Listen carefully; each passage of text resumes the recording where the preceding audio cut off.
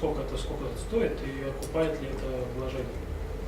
Если окупает, почему нет? Если не окупает, то что будет стратегия. Ну и что будущее нам может дать? То есть персональная выдача по социально-демографическим параметрам. Яндекс там разработал математическую модель, он определяет, я так понимал, что определяет, кто в интернете очень быстро. 90% вероятность, кто мальчик, девочка, возраст и интересы. Соответственно, скоро будет все больше и больше усилиться персональная выдача, то есть он будет показывать то, что, скорее всего, вам будет интересно. Качество сайта продолжать будет усиление влияния, полноты представления продукции, вот эти все вещи, которые в Москве уже введены. То есть там, если у вас на сайте указано, если интернет-магазин, если указан способ доставки, способ оплаты, включая там кредитные карты, WebMoney и все остальное, если там сразу есть цены, причем цены хорошие, если там акции, скидки и прочее есть, это все очень сильно будет влиять на позиции интернет-магазинов в Яндексе. В Москве это уже в полный рост, и постепенно они везде это запустят. То есть если у вас просто интернет-магазин, где ничего не написано, и сотовый телефон, и никаких способов оплаты, если у вас, например, на сайте все, любые там Маэстро, Визы, там все что угодно, доставка там и так, и все компании прижизненные, это огромная разница. То есть по позициям огромная разница. И продолжает Яндекс развлекаться тем, что, собственно, выдача в поиске, поиск становится все меньше и меньше. Там появляются его всякие эти сервисы различные, там картинки, Яндекс.Маркет, сейчас еще Яндекс.Гардероб, видимо, тоже заменит собой одну из позиций. Поиск будет все ниже, ниже, ниже туда съезжать.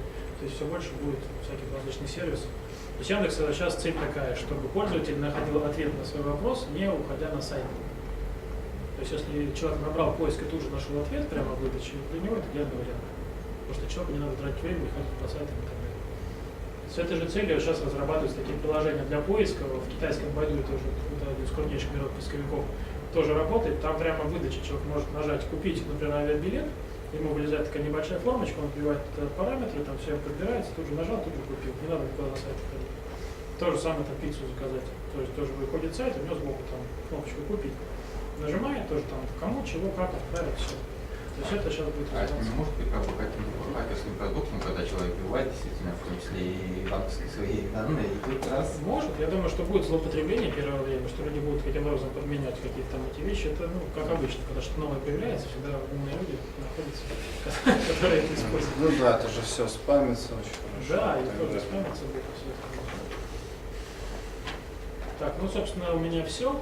Практическая работа осталась. Сейчас единственное, я по времени сориентируюсь. 17:30 у нас включение сертификата запланировано. Но я думаю, что мы управимся, наверное, минут 15, да, сертификата? Денежные? Денежные быстрее. Красивые такие, на толстой бумажке, в рамках, с стеклышкой. Вот. Ну, я думаю, давайте мы, наверное, еще... если мы за 15 минут управимся, то это хорошо, да? С практической частью. Сейчас я презентацию единственную запущу.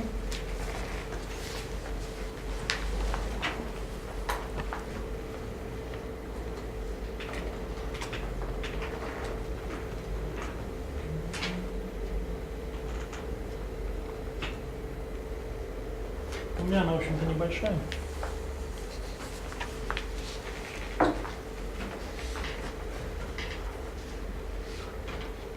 То есть здесь тот же самый сайт-пример, о котором мы говорили до этого, и вот ту часть, которую, соответственно, Сергей взял с подбором ссылок, сейчас с подбором слов. Сейчас мы просто по этим словам рассмотрим, какие, по идее, нужны нам ссылки, сколько количества и так далее. То есть что здесь в плане действий у нас? Вы должны определить количество ссылок, необходимое, чтобы стать в топе. Должны дальше принципы, то есть естественно ссылок, распределить их по сайту, понять, как нам нужно ссылки распределить, куда ссылаться на главную, там, на внутренней странице и так далее. И со скоростью прироста, то есть что для нашего сайта конкретно это будет в данном случае хорошо. Какой у нас должен быть анкор-лист, то есть, соответственно, это полный список всех фраз, с которых мы будем ссылаться на свой сайт, как он должен выглядеть. Какие мы будем использовать безанкорные ссылки, о чем мы говорили, с названием сайта, компании и прочее. Какие инструменты можно использовать, и как использовать SMM и SMO. То есть социальные сети и оптимизацию сайта. Тот же самый сайт. Количество ссылок. То есть мы смотрим, что тематика ремонта, она вообще достаточно конкурентна, потому что вход на этот рынок небольшой, открыть компанию там может практически любой, поэтому компаний много, они платят деньги, продвигаются, плюс прибыльность высокая. То есть тематика конкурентная. Анализируем конкурентов с помощью Соломона.ру. Вот, например, для нашего сайта мы нашли 549 ссылок, для конкурентов там, соответственно, цифры чуть побольше, то есть нам желательно довложиться, то есть там порядка 1000 ссылок нам желательно набрать. И смотрим, у нас есть это высокочастотные запросы. Тут важно тоже, наверное, все-таки называть не высокочастотные, а среднечастотные, а высококонкурентные, среднеконкурентные и низкоконкурентные. Это, наверное, будет более правильный термин для любой тематики. То есть мы считаем, что для данной тематики, для Петербурга, я там писал, что для Москвы, для самых крупных ссылок нужно 50 ссылок и, соответственно, 50 обвязок. Это было там по отборе ссылок. Здесь мы смотрим, что, в принципе, Питер, поэтому попроще. Для ремонта квартир можно взять 20 ссылок прямых, ну и строительство коттеджа, 20 ссылок прямых с этим анкором, и 20 ссылок с обвязками, например, ремонт квартир в Петербурге и так далее. И причем обвязки нужно разные брать. В Петербурге недорого. Вот это все мы перебираем. Это то, что у нас будет идти по этому запросу. Идти вот эти ссылки, а куда-нибудь идти, там следующий слайд. На среднечастотные запросы, типа ремонт квартир под ключ, это то, что второй уровень у нас был. На них достаточно будет по 10 ссылок, плюс по 10 ссылок с обвязками. Под ключ недорого и так далее. То есть у нас прямые плюс обвязки. На низкочастотные достаточно будет по 2 ссылки, плюс 2 с обвязками. Ну, то есть там попроще еще.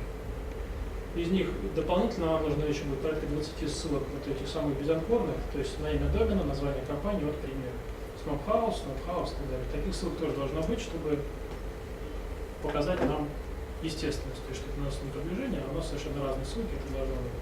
И порядка 20 ссылок должно быть ссылками тут, здесь на сайте подробнее, они тоже разбавляют, делают более естественным наш конкурс, нашу ссылочную массу. Ну, в сумме, там, если посчитать все направления, у нас где-то порядка 1000 ссылок и получится, если мы это все перемножим, добавим и там посмотрим, сколько у нас списка запросов. Может, чуть больше. Это по поводу Соломона, сколько у нас показывает ссылок на Snophouse. 549 ссылок. Здесь уже видно, что люди продвигаются. Вот у них ссылка, это вот анкор, по какой ссылается ремонт квартир. Это вот обвязки, ремонт, отделка квартир, Петербург и так далее. Это безанкорная ссылка, это вот ссылка с картинки, это вот ссылка со здесь. То есть у людей там все достаточно грамотно уже видно. Дальше, по поводу естественных ссылок и распределения по сайту и скорости прироста. Естественность ссылок, о чем можно говорить? То есть должны быть разные источники, разные анкоры, не только ключи, это мы уже описали, все про лист проговорили. И разные типы ссылок, статьи, каталоги, соцсети и прочее. То есть желательно все это запускать понемножку и комплексно, чтобы не было ощущения, что у нас льется один источник ссылок.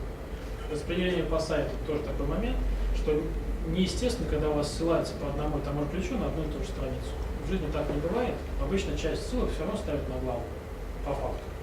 Поэтому здесь желательно тоже подстраховаться и порядка 20% ссылок даже по тем же ключам отправить на главную страницу, а остальные уже на страницу, которую мы оптимизировали по ключу. И по скорости прироста смотрим, какой у нас был до этого реальная скорость прироста, ну какая примерно была, и желательно не сильно из него выбиваться. Если у нас росло опять по 10 ссылок там, в месяц, то делать сразу 500 ни в коем случае нельзя. То есть желательно разбить эту закупку ссылок там, где-то на месяц, на 2, постепенно разбив, там, ну, скажем, там, по 30, по 40, по 50, там, по 60 ссылок. Тут можно даже штук по 30 в неделю, скажем, закупать, или там 50, у вас получится порядка 500 ссылок уже будет через 2 месяца. Но ссылки, ведь закупленные ссылки, они ведь тоже неравномерно они ставятся. фиксируются неравномерно, да. Но вам рассчитывать на то, что это само собой это все сгладится, не стоит. То есть лучше вам это равномерно делать, тогда Яндекс примерно так же это и воспримет. Гладко, спокойно, там не спешит. Это важный момент, потому что тут можно выбросить много денег и при этом никакого эффекта не получить, просто потому что слишком резко не появится. Яндекс это просто не будет учитывать.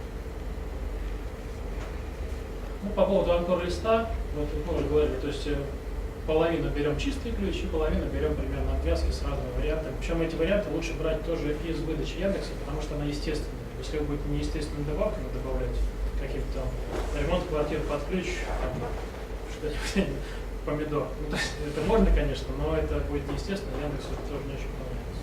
То есть лучше вот эти же отбирать, которые уже люди запрашивают. Ну, про безанкорные ссылки я тоже сказал, что должны быть вот эти вещи, название компании, сайта. Тут здесь подробное название сайта можно также использовать с ВВ, без ВВ, с HTTP, без HTTP. Там вариантов тоже много. Название компании можно с ООО, без ООО, строительная компания такая и так далее. То есть чем больше вариантов будет, тем это естественно будет. Вообще, ну, на какую-то, ну, условно, анкер, сколько вот лучше ссылок? То есть больше 10 не делать, да? Нет, здесь я подробно расписал, для какой конкуренции, сколько нужно ссылок. Ну вот, то есть это Да, на конкретные, есть. как анкоры, как на конкретные Да. запросы. Тут схема такая, вы смотрите конкурентов, которые по запросу стоят в топе, и смотрите, вот у вас, например, вы отобрали себе, ну, скажем, там 50 запросов для продвижения. Вот желательно основные эти запросы из них, ну, вот эти, которые у нас первого и второго уровня, проверить, посмотреть, кто в топе, посмотреть, сколько у них ссылок. Соответственно, вам нужно, чтобы вставить, вам нужно примерно такое же количество ссылок в сумме.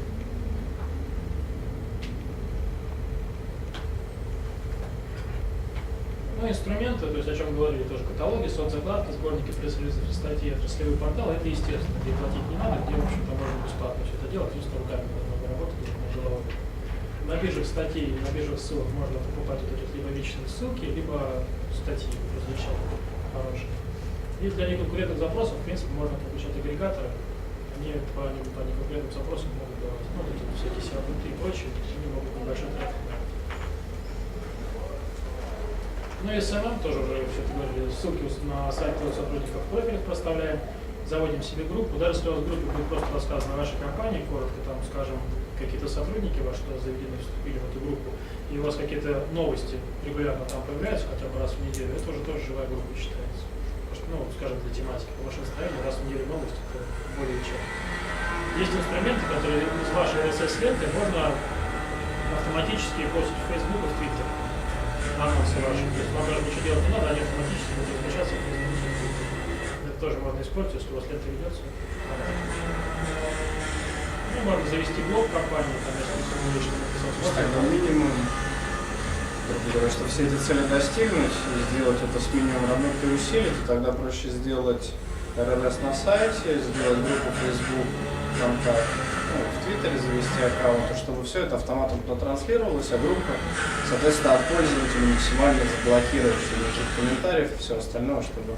Можно так сделать, но это не гарантирует ничего успеха, то есть нужно комплекс. Это вот одну часть вы сделали, нужно обязательно все-таки еще включать статьи, новости, вот ссылки именно размещать.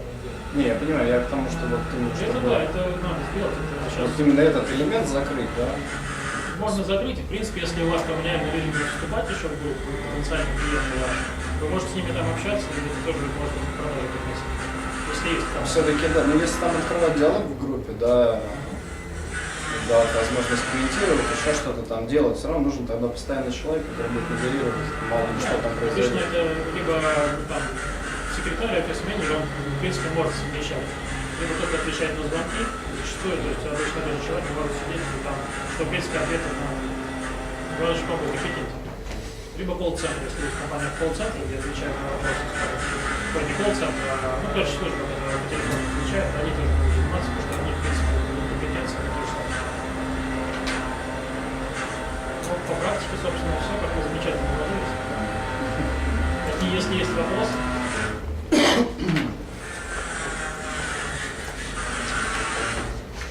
Нет вопросов? Вопрос есть. Понимаете, вот анкарная тема, да, вот, например, вливаем математику, да, например, ремонт квартиры под ключ, ремонт квартиры под золотой ключ, а если рядом индивидуально, ремонт квартиры под перепутный ключ, это там пример.